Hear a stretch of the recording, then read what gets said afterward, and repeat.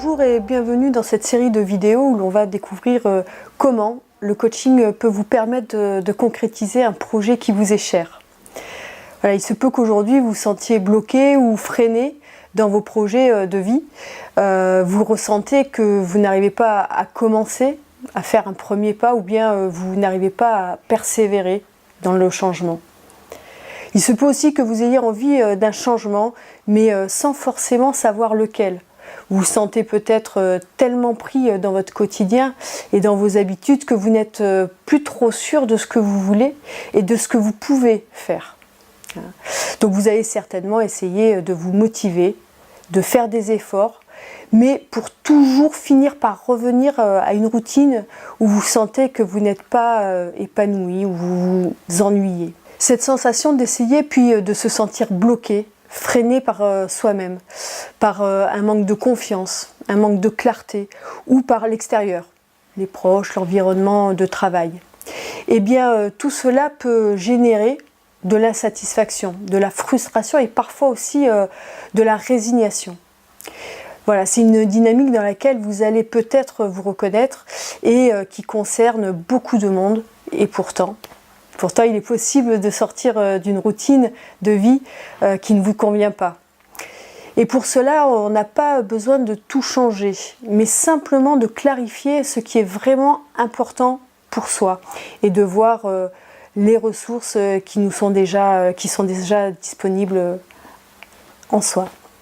Voilà, je m'appelle Valérie Garcia, je suis coach de vie et mon travail est de vous aider à voir plus clair en vous, de vous accompagner dans la concrétisation de vos projets, et c'est de vous aider à ne plus vous sentir bloqué ou freiné. Alors se sentir bloqué dans sa vie, frustré, puis déprimé, je connais. Personnellement, j'ai suivi un parcours classique, j'ai commencé un travail dans la distribution et j'ai petit à petit, sur les années, gravi les échelons et gagné en responsabilité. Mais voilà, ma relative ascension a été à un moment stoppée par mon environnement de travail.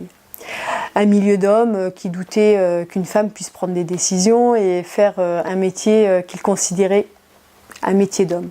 Je ressentis alors un grand sentiment d'injustice, même de colère. J'ai tout de même voulu persévérer en cherchant à m'adapter et à répondre aux besoins de l'entreprise.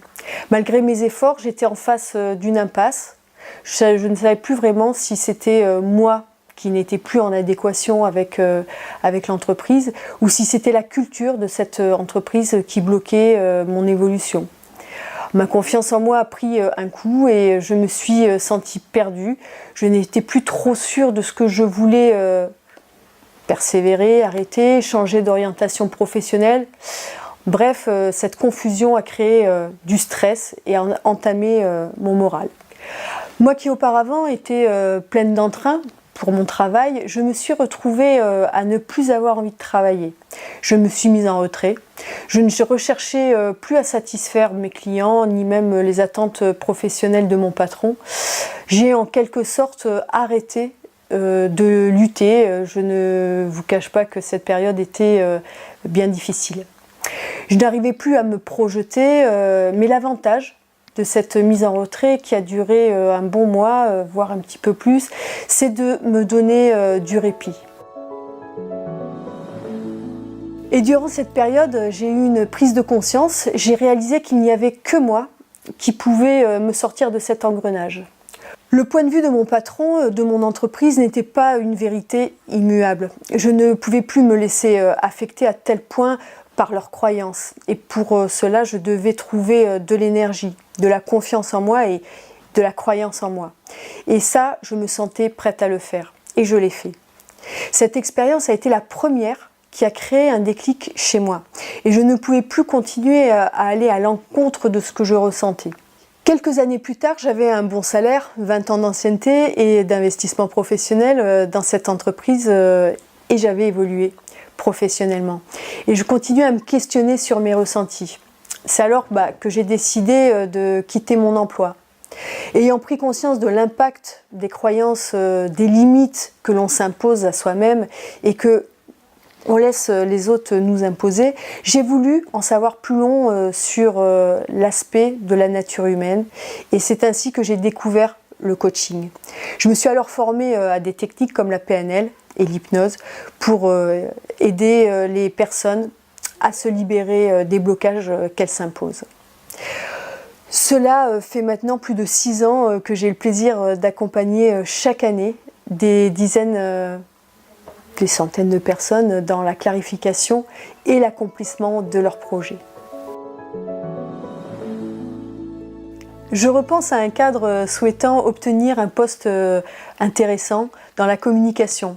Cela impliquait d'avoir la responsabilité d'une équipe. Il postulait et à chaque fois, il essuyait des refus des recruteurs. Il se sentait très frustré, bloqué. Il a perdu confiance en lui et il ne comprenait pas ce qui se passait. Il pensait être trop vieux pour le poste, plus assez compétent. Bref, il était en plein doute et remis en question.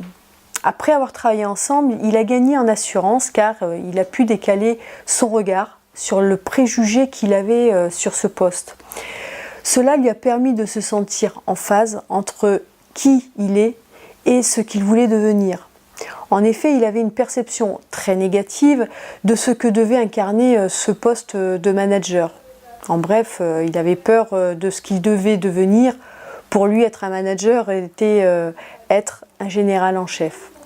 Du coup, il a pu sortir de son dilemme en étant lui-même, en apportant ses valeurs sur un métier avec une nouvelle posture, un nouveau point de vue. Voilà, quelques temps plus tard, il m'a contacté pour m'exprimer sa satisfaction et le fait que son authenticité lui a permis d'obtenir le poste. Dans la prochaine vidéo, je vous parlerai de comment se déroule une première rencontre avec moi, de ce que l'on fera lorsque vous venez me voir et des changements auxquels vous pouvez vous attendre. Je vous parlerai également des différentes techniques utilisées et pourquoi elles le sont. Pour être sûr de recevoir la prochaine vidéo, il vous suffit de noter votre email ci-dessous. Pour terminer, je vous invite à continuer la discussion en laissant un commentaire également ci-dessous dans quel domaine vous vous sentez aujourd'hui bloqué, travail, relationnel, financier, familial. Vous pouvez répondre en laissant votre commentaire et merci d'avoir suivi cette première vidéo et je vous dis à très vite pour la seconde vidéo.